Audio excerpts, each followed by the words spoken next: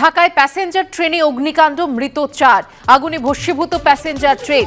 অগ্নিকাণ্ডে 4 ট্রেন যাত্রীর মৃত্যু হয়েছে, আহত হয়েছেন বেশ কয়েকজন।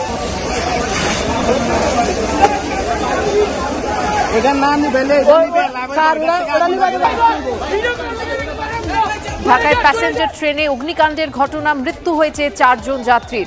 আগুনে ভস্মীভূত প্যাসেঞ্জার ট্রেনটি।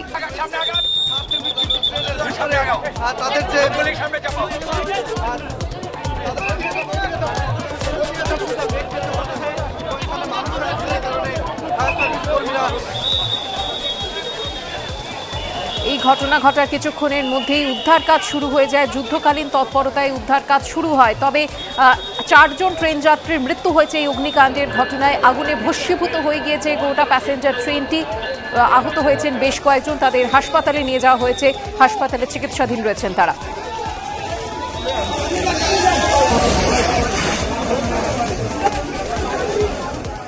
যে মামলায় শুক্রবার সন্দেশখালীতে তৃণমূল নেতা শেখ শাহজাহানের বাড়িতে তল্লাশি করতে গেছিল ইডি, সেই রেশন দুর্নীতির তদন্ত নিয়ে নিষ্ক্রিয়তার অভিযোগ আগেই উঠেছে পুলিশের বিরুদ্ধে। অতীতে কলকাতা ও জেলা মিলিয়ে 6টি এফআইআর দায়ের হলেও পুলিশ কার্যত কোনো পদক্ষেপ করেনি বলে অভিযোগ। একটা 34 বছর কাটিয়েছি, একটা 12 বছর কাটাচ্ছি, তার আগেও আরও কিছুটা সময় কাটিয়েছি, কিন্তু এই ধরনের একটা দুর্নীতি, এই ধরনের অসভ্যতা, এই জিনিসের মুখোমুখি হওয়ার অভিজ্ঞতা এর আগে হয়নি। শাক দিয়ে অনেক মাছ ঢাকার চেষ্টা করা হবে, অনেকেই অনেক কথা বলবেন, কিন্তু আমাদের যেদিকে তাকিয়ে থাকতে হবে সেটা হচ্ছে যে আমরা মাথা নত করব না। প্রত্যেকটা মানুষ যে কোনো পরিবেশে, যে কোনো পর্যায়ে দুর্নীতির আর যদি কিছু না পারি, বলবো যে আমি এটা মানছি না। দুর্নীতিতে ক্ষুব্ধ, তিতিবিরক্ত বিচারপতি। কেন দোষীদের আড়ালের চেষ্টা?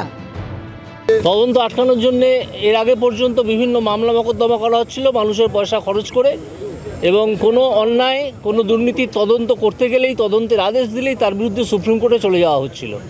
সুপ্রিম কোর্টে যাওয়ার অধিকার অবশ্যই আছে প্রতিটা মানুষের, প্রতিটা অথরিটির, কিন্তু কি করার জন্য যাওয়া হচ্ছে? আমি তো আজকে জানতে চাইব যে মোট কত টাকা খরচ হলো এই তদন্ত আটকানোর জন্য। সুপ্রিম কোর্টে গিয়ে কত কোটি টাকা পশ্চিমবঙ্গ সরকার খরচা করলো। রেশন কেলেঙ্কারির তদন্তে সন্দেশখালীতে তৃণমূল নেতা শেখ শাহজাহানের বাড়িতে গিয়ে আক্রান্ত ইডি, কেন্দ্রীয় বাহিনী, সংবাদ মাধ্যম। কিন্তু কোথায় পুলিশ? আর শুধু এক্ষেত্রেই নয়, রেশন দুর্নীতির তদন্ত ও নিষ্ক্রিয়তার অভিযোগ আগে উঠেছে কলকাতা এবং জেলা পুলিশের বিরুদ্ধে। কলকাতা ও জেলা মিলিয়ে 6টি এফআইআর দায়ের হলেও পুলিশ কার্যত কোনো পদক্ষেপ করেনি বলে অভিযোগ। রেশন দুর্নীতির তদন্ত নিয়ে সম্প্রতি একটি বিবৃতি দেয় এনফোর্সমেন্ট ডিরেক্টরেট, যেখানে একাধিক চাঞ্চল্যকর তথ্যের পাশাপাশি তারা বলে, কলকাতা পুলিশের এফআইআরে দেখা গিয়েছিল চালকল মালিকরা ভুয়ো কৃষকের নামে অ্যাকাউন্ট খুলেছে এবং ন্যূনতম সহায়ক মূল্য নিজেদের পকেটে পুরেছে। তথ্য ঘাঁটতে গিয়ে দেখা যায়, রেশন সংক্রান্ত বিষয়ে কলকাতা পুলিশ 5 বছর আগেই এফআইআর করেছিল। 2018 সালের 24শে অগস্ট ভবানীপুর থানায় অভিযোগ দায়ের হয়। বালিগঞ্জ থানাতেও রেশন দুর্নীতির অভিযোগে একটি এফআইআর হয়েছিল। কলকাতার পাশাপাশি নদিয়া জেলা থেকেই 4টি এফআইআর হয়েছিল 2020 সালের 22শে ফেব্রুয়ারি। কোতোয়ালি থানা এলাকায় প্রদীপ কুমার দে নামে এক ব্যক্তির দোকান থেকে উদ্ধার হয় প্রচুর রেশনের আটা। তখনই সামনে এসেছিল নদিয়ার এনপিজি রাইস মিলের নাম, যার মালিক বাকিবুর রহমান। কোতোয়ালি থানায় 2021 সালের 6ই জুলাই আরও একটি এফআইআর হয়। এখানেও চলে আসে বাকিবুরের এনপিজি রাইস মিলের নাম। এখানেই শেষ নয়, রেশন বন্টনে দুর্নীতির অভিযোগে রাজ্য পুলিশ আরও 2টো এফআইআর করেছিল, একটি ধুবুলিয়া থানায় এবং আরেকটি নবদ্বীপ থানায়। কিন্তু পুলিশ তদন্তের গভীরে ঢোকেনি বলে অভিযোগ। এই রাজ্যে জঙ্গলের রাজত্ব চলছে। মনে করি মুখ্যমন্ত্রী, পুলিশ মন্ত্রী হিসাবে যে সম্পূর্ণ ব্যর্থ, এই ঘটনাক্রমগুলো পরপর তা প্রমাণ দিচ্ছে। Trinamool Congress zero tolerance two corruption শুধু মুখে বলে না, কাজে করে দেখায়, কিন্তু বিজেপি সেটা বলার হিম্মত দেখাবে না। তার কারণ বিজেপির আপাদমস্তক নেতারা দুর্নীতিগ্রস্ত, তৃণমূল কংগ্রেস সেটা করে দেখাতে পারে। সব মিলিয়ে তর্জা তুঙ্গে। প্রদ্যোৎ সরকার, রুমা পাল ও শিবাশিস মৌলিকের রিপোর্ট, এবিপি আনন্দ।